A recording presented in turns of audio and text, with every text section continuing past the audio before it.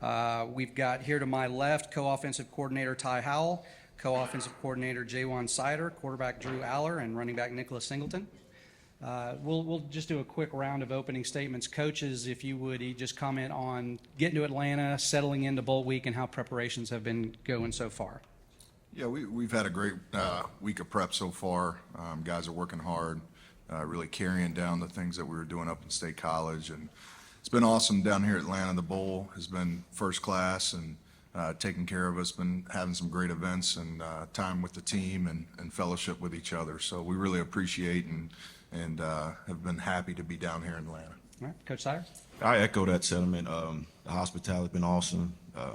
Being from the South, to be able to come back South again for myself, been awesome. See family, friends, and for the players, we try to get down here for a whole week so they have a normal routine throughout the week, so it's not different from them because we all creature habits, and so it's good to let the guys be normal.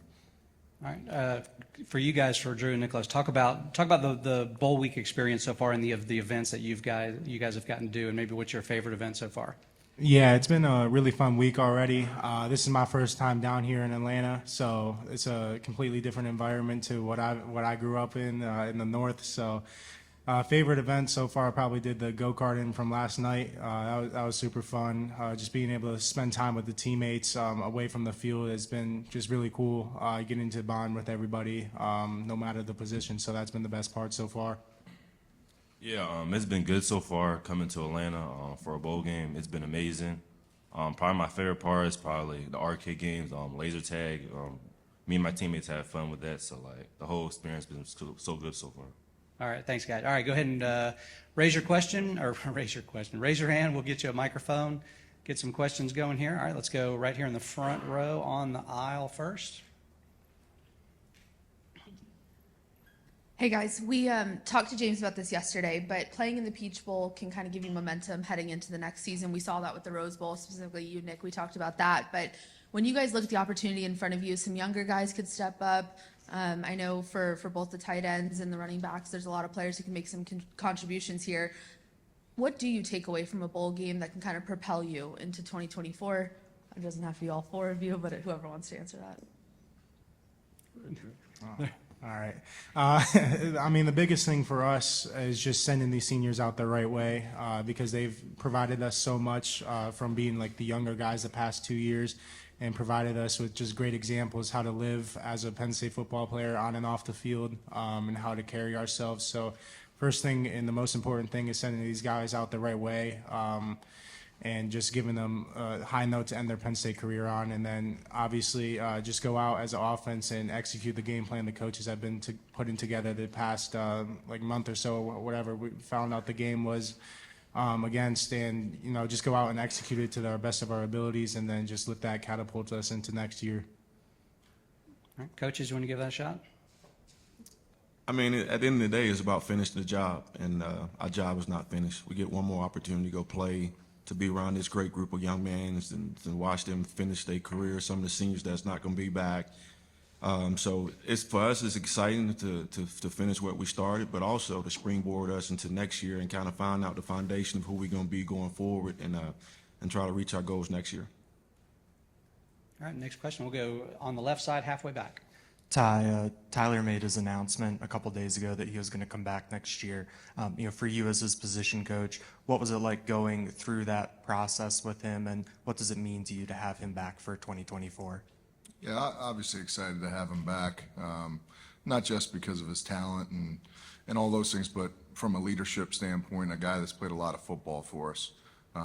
As far as going through the process, just trying to help guide him and help him make the best decision for himself, because at the end of the day, it's his decision, and you want him to be happy whichever way it went. So that was the big key, for me in helping him is like, look, man, here's the pros, here's the cons to all the different scenarios, and so obviously super happy that he's back. Not just from a football standpoint, but from getting to be around him for another year and coach him. He's a pleasure to coach and great kid and works his tail off. So obviously excited to have him back. Over here, second row on the left. Ty and J1, how's having these offensive coordinator roles sort of compared to how you thought it was going to be when you got, that opportunity? And with this being sort of your last game in that role, unseriously to a degree, is there a temptation to call that play on the back of the book that you've always wanted to actually see run, and now you've got one last chance to do it? I think for the most part, me and Ty always been working hand in hand since we've been here. So a lot of it's not new. Now it's just been on the front end, better call some plays. And, anytime we put anything new, we both approve it. It's not like, hey, I like this, but he don't like it. So we mutually agree on what we like, but also not just what we like, what these guys like. At the end of the day, it's about trying to get them a chance to be successful and giving them opportunities to attack defense the way we want to, vertical, horizontal, you know what I mean? So, and then get the ball in these guys' hand and let them play in between the tackles. So, you got anything else? Yeah, I'd echo everything J1 said. I mean, obviously, moving into that role, there's some duties that you didn't previously have to do, but it's been great, obviously, with us both kind of seeing things through the same set of eyes, and it's made the transition easy. And just hopefully we left all of our bad plays at home and got our good plays on the sheet. So, but there's really no temptation to call something that's been sitting there. But biggest thing, trying to go out and win this bowl game and send our seniors out right. All right, right here in the front row on the right, please. Hey, Ty. Hey, J1. This question's for both of you. Obviously, with a lot of change over the last couple of days or whatnot, but have you had time to sit down and kind of iron out your offensive, philosophies, maybe a couple principles that you want to instill with the team? Coach Howle, start with you. Yeah, I think that's something that we really thought about when this transition happened, what we want it to look like. And the first thing that we thought about was players, not plays. Who are the guys that are going to help us win, and being able to take advantage of their things that they do well, and and put them in the positions to do those things. And I think with offensive philosophy, that's where you got to start, because not every team looks the same every year, and a team doesn't look the same at the beginning of the year as it does at the end of the year. So starting with players and not plays has kind of been our philosophy, and then allowing those guys to go play fast and execute has been the big keys for us. I echo what Ty said. Our motto since we took over been simplicity equals speed. And what that means is, hey, we don't want these guys thinking. We want them to go play. We recruited well. We got great talent. And the worst thing they can do is go into a game thinking of, I should, I could, I would be doing, instead of just going reacting to what the defense do and then taking advantage of our skill and allow Drew to operate, trying to run the ball and take advantage of our tight ends and then try to get the ball on the perimeter to our wide receivers. So like Ty said, it's not plays, it's players. In the day, you win games by the kids that you got on that field and not what you think as a play caller. All right, next we'll go second row right on the aisle. Hi, guys. This one's for Drew. Obviously, watched Sean prepare for the Rose Bowl last year, and what was his swan song. What did you learn from watching him, and how have you tried to work on that yourself this year with the Peach Bowl? Yeah, I learned a lot from Cliff last year. He's definitely a great mentor to me last year in the whole quarterback room, and I think the whole offensive unit too. The biggest thing with bowl prep is just getting your body right from the end of the season. Just because, it's a long physical season and you endure a lot. Everybody has bumps and bruises by the end of it, so getting your body back right and to 100% is the most important thing. And then just, being able to just sit down and maybe break down your performance throughout the season, but then also get ahead on whoever you're playing in this bowl game. We've been preparing as an offense for this game for probably like at least four weeks already. So I think we've laid a good foundation from when we were back in State College, and then we've continued to build off that this week. So, just taking it day by day, never looking too far into the future is probably the biggest thing I learned from him last year. All right, we'll go next, second row here on the left. This is for Nick and Drew. Simplicity equals speed. You guys have said that a lot. I'm sure that was an emphasis for you guys mid-November. What does that mean to you guys, and how have Coach Howle and Coach Seider kept things simple for you guys? All right, Nicholas, let's start with you this time. Yeah, Coach Seider, Coach Howle have been doing a good job ever since they got the jobs as OC, as co-OC, I should say. But, they've been saying it the whole week, man, simplicity equals speed. Just playing fast, not think too much, because ever since then, we've been just playing fast and just not thinking, just playing the game. So we've been doing good. Yeah, I mean, I echo what Nick said. I think Coach Seider and Coach Howle have done a great job of just, giving us simple rules to follow, not giving us too many looks or not too many rules, and thinking of, like, for receivers, thinking about a certain leverage, like, oh, they could do this, but they should do that. It's just you're running the route this way, and that allows those guys to play fast. Same with the tight ends and that aspect of route running, and that made my job a lot easier just because I think the timing and communication got on like a different level because I was able to anticipate more what everybody was doing out on the perimeter, and I think that's where the simplicity equals speed from that standpoint. And then for the running backs, Nick and Katron, I think we like the O-line just playing fast, and it's given Nick and Katron just easy reads, and they're able to just get their foot in the ground, cut up field, and make guys miss in the hole, and just let their talent take over. So I think that's where simplicity equals speed comes in for us. All right, we'll go next, front row all the way to the left. This is for Drew and for Nick, both. Drew, for you, this will be your first time in a starring role in a bowl game. How do you approach that? How cool, how special is that for you? Yeah, obviously this is a great opportunity, not only for me but the whole team. We've been talking about it the whole bowl prep. If we win this game, we're the first team ever in college history to win all 6 New Year's Bowls game, and we don't take that lightly. And again, we want to send the seniors out the right way because of how much they've given to this program and how much they've sacrificed throughout their career to get the program to this point. So, I mean, for me, it's just another game. I'm not taking it any differently. I'm taking it very seriously and just have another opportunity to go out and play the game that I love to play. And Nick, for you, you were in a starring role in the Rose Bowl last year. You had some big runs. Does that experience help you moving forward into this game?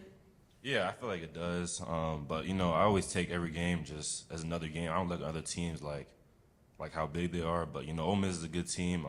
We're excited to play. Like Drew said, we have a chance to make history. Be a first team to win 6 New Year's 6 Bowls wins. So we're trying to do that. So yeah. All right, we'll go next here, row 3 on the corner. Yep. Hey, how you guys doing? Tyler Downey from Lions 24/7. This goes for all of you. I'd appreciate if anyone could answer it. Harrison Wallace was back on the practice field we saw yesterday. Just wondering what it has looked like with Harrison involved again with you guys, and if he is able to compete, what does he do for this offense with his re-addition, I should say? I think that's a good Drew answer. Yeah, I mean, having Trey back is something that the offense needs. I think he brings a lot of positivity to that room. He's a very consistent receiver. Obviously, as we all know, he's a very explosive receiver vertically. And, I mean, I think he just brings a great work ethic to that room again, now that he's back healthy. But as far as a playing standpoint, that's a Coach Franklin thing, and I'm not gonna. That's a Coach Franklin and Trey decision, so I don't have any input on that. All right, coaches, you want to weigh in? I think Drew said it perfectly. Okay, Drew covered that. All right, we'll go 4th row on the left over here. Yeah, for Ty and Jaywan, James has emphasized not having a lot of opt-outs, and it seems like you guys are pretty intact going into this for you two in terms of putting together a game plan and trying to fit these pieces together. Yeah, does that make it easier? What's that process like, knowing that you have kind of a full deck at this point in the year? Yeah, I think anytime there's continuity, it helps, the offense as a whole, not just the coordinators. So that's obviously been big for us and allowing us to keep building on the things that we were doing there at the end of the season. Because obviously, the one thing that's a little different in a bowl game is you have a lot more time to prepare. So being able to, give these guys multiple different looks on the things that you're going to run and those things, that continuity of having your guys there, they've seen a lot of that. So from that standpoint, it's been great to have all those guys playing. I mean, I just echo Ty. I mean, we do a good job all year developing guys. We have a motto, next man up. So we sub a lot. So we got a lot of guys with experience. It's good to have our nucleus back, so we really don't change our thought process of how we game plan. End of the day, it start with what these guys do best and what our guys up front can block best. So that's how we kind of divide up the game plan, and then we try to go attack defense. All right, we're going to go all the way in the back. Hey, this is for Coach Howle and Seider. You guys have had Coach K now in the rooms for a couple weeks now. How much have you bounced ideas in your preparation for this bowl game off him? I know his job is to kind of sit in the background and just kind of learn, but he is another offensive mind in your meeting rooms. How much have you used him? Yeah, I mean, you know, he's obviously in every meeting and all that with us when we're watching film, and so, you know, we'll watch a play and, hey, coach, what do you think about this? Or because obviously he's getting to know our players and getting to know our staff, but having the ability, obviously, he was very creative on offense at Kansas and Buffalo, and you know, there's some things that, you know, maybe he did that we're doing that he has a really good coaching point on it. So we're able to pick his brain, and he's able to ask us questions about things we're doing, because obviously, you know, come January, you know, we're seeing what this thing looks like and all that with him taking over. So it's been a really good back and forth process throughout this bowl prep with Coach K, and, you know, him observing, but also, you know, hey, coach, what do you think about this? Or hey, you got a better way to maybe state something or teach something, or because at the end of the day, we're all teachers. So you're always looking for the best way for it to connect with our kids. So it's been awesome having them in there. All right, next we'll go all the way back on the left. For Ty and Jaywan, just throughout your film study the last couple of weeks, I'm curious, how does a Pete Golding defense go about challenging offenses that you've seen? They multiple, you know, especially with their fronts. You know, you're going to see some odd, you're going to see some four down, a lot of twists, a lot of movement, trying to decipher. They're going to be a quarter team. They're going to be a man team because, you know, play a little bit more man that last game. So I think they still trying to figure themselves out a little bit. Just watching when you take that many transfer, even this late in the season, trying to do what's best for the players. And I think those guys trying to find their feet. All right, next over here, third row on the right. This question's for Drew. Drew and Nick. Playing Ole Miss and coming from the Big Ten like you guys are, is there more juice going into it, knowing that you're playing at SEC school and kind of their reputation, and how do you guys go about that as far as motivation? We're excited about it. Ole Miss is a good team. Really good defense, really good offense. Both sides of the ball really good. But, you know, we're excited. We're in SEC territory. Coach Franklin always preaches about that. But, you know, we're ready. We're taking it one day at a time. Always had that 1% mentality. You get better every day. So, like, we're excited. We just got to get ready to play. Yeah, I mean, I'd echo that. Obviously, Ole Miss is a really good team, and they're from a really good conference as well, but that doesn't change the fact that they're a good team. It doesn't matter what conference they come from. They're a very solid team on both sides of the ball, so we got to do our best and go out and execute the game plan the coaches have put together the past couple of weeks, and, you know, if we do that, I think we have a good shot. All right, we got time for one or two more. Where are we going next? All right, let's go left side over here, row 4. For Drew and Nick, what did you get beyond coming down here and winning a game? You know, in terms of your development personally, what did you guys want to get out of these extra practices, having this opportunity to get more time on the practice field? You know, how are you guys kind of approaching that from, I guess, more of a big picture perspective in your development?